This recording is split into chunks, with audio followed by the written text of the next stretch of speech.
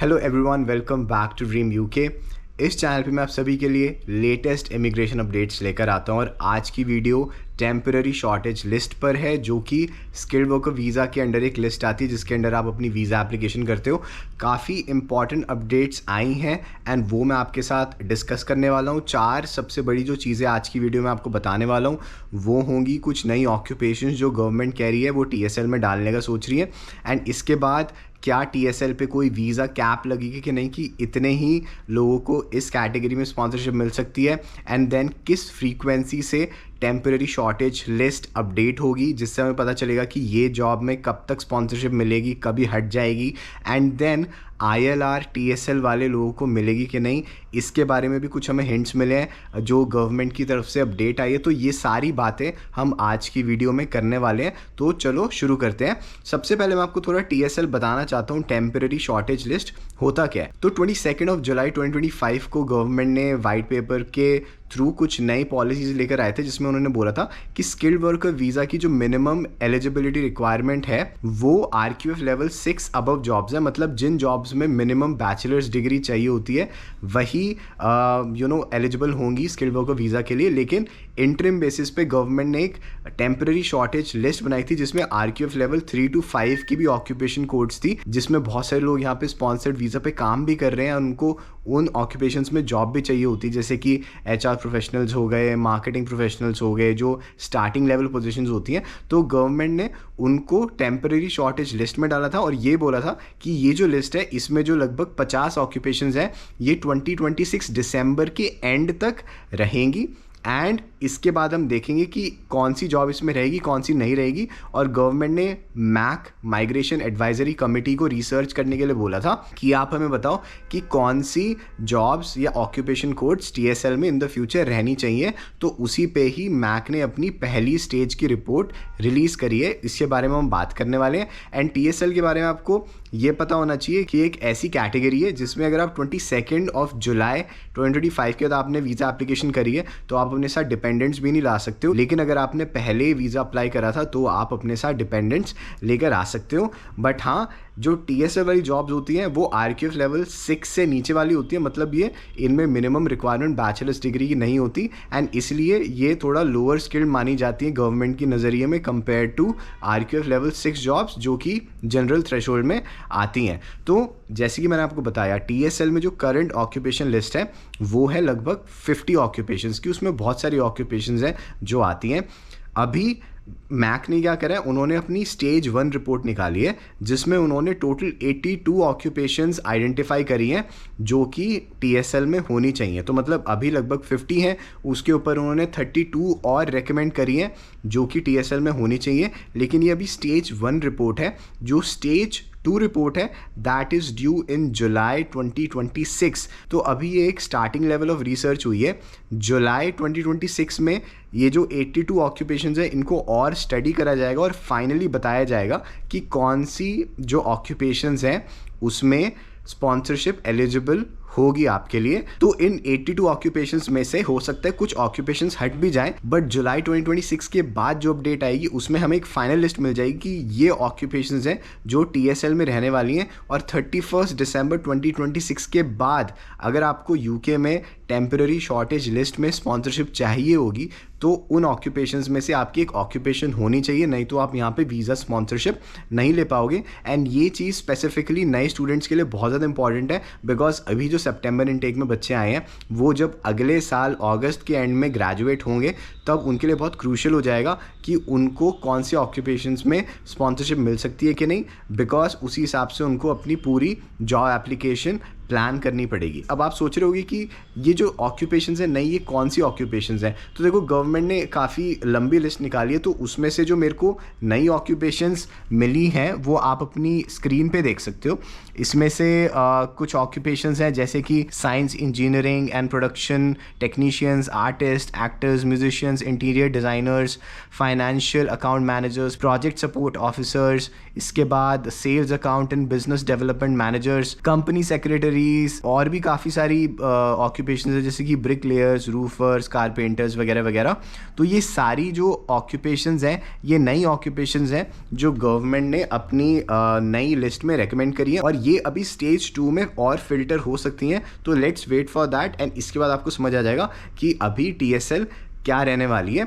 जो दूसरी सबसे बड़ी अपडेट है वो है वीज़ा कैप के ऊपर। तो गवर्नमेंट ने ये भी पूछा था कि TSL पे कोई वीज़ा कैप होनी चाहिए कि नहीं, कि इतने ही लोगों को TSL पे हमें स्पॉन्सरशिप देनी है, लेकिन मैक ने बोला कि हमें ऐसी कोई कैप नहीं रखनी चाहिए, एंड आप जो लोगों का इनफ्लो है इस कैटेगरी में उसको आप कंट्रोल कर सकते हो फीस और सैलरी रिक्वायरमेंट्स के थ्रू। तो अगर गवर्नमेंट को लगता है बहुत सारे लोग TSL पे जॉब ले रहे हैं तो वो हायर सैलरी रिक्वायरमेंट के थ्रू गवर्नमेंट उनको इस चीज़ से रोक सकती है और ज़्यादा स्पॉन्सरशिप लेने से। इसके बाद आप सोच रहे होगी कि ये TSL में इतने ज़्यादा चेंजेस क्यों हो रहे हैं, बार बार ऑक्यूपेशंस हट रही हैं, ऐड होने की बात हो रही है, तो इससे लोगों को इंस्टेबिलिटी भी फील हो सकती है। एंड इस पर भी हमें एक अपडेट मिली है जो कि तीसरी बड़ी अपडेट है कि TSL की अपडेट होने की फ्रीक्वेंसी क्या होगी।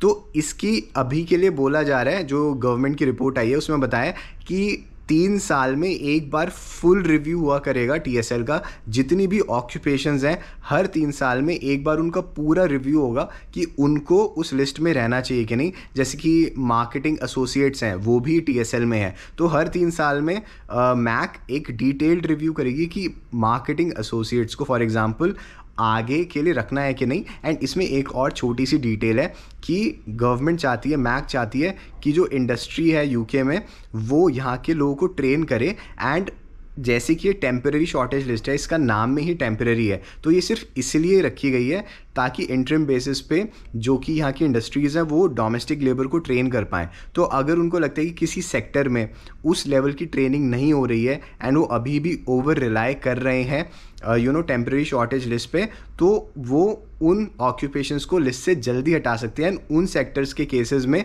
18 मंथ्स में भी रिव्यू करा जा सकता है, जो कि 3 साल का आप लगा लो आधा टाइम पीरियड हो गया। तो कम से कम 18 मंथ्स में रिव्यू होगा अगर कुछ सेक्टर्स में कंप्लायंस नहीं दिखती जहाँ पे डोमेस्टिक लोगों को ट्रेन अच्छे से नहीं करा जा रहा।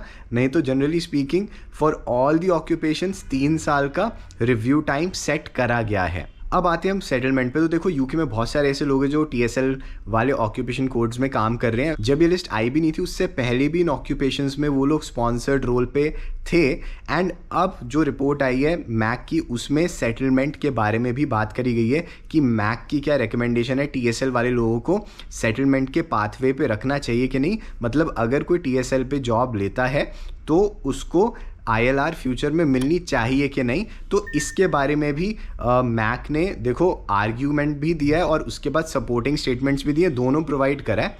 एंड आर्ग्यूमेंट में मैक ने बोला है कि अगर आप क्या कहते हैं ILR नहीं देते हो TSL वाले लोगों को तो कंपनीज़ को डोमेस्टिक लोगों को ही हायर करना पड़ेगा, एंड उससे यहाँ के लोगों को जो लोकल लोग हैं उनको ज़्यादा जॉब मिलेंगी। इसके बाद अगर आप TSL वाले लोगों को ILR नहीं देते हो तो फ्यूचर में अगर वो कोई बेनिफिट्स क्लेम कर सकते हैं, यूनिवर्सल क्रेडिट वगैरह, तो उससे भी गवर्नमेंट पे, टैक्स पेयर्स पे बर्डन कम हो सकता है। एंड काफ़ी सारे लोग जिनको ILR नहीं मिलेगी और वो टेम्पररी शॉर्टेज लिस्ट पे हैं वो UK छोड़ना स्टार्ट कर देंगे। इससे जो नेट माइग्रेशन गोल है गवर्नमेंट का वो भी मीट हो सकता है। ये तो हो गया आर्ग्यूमेंट।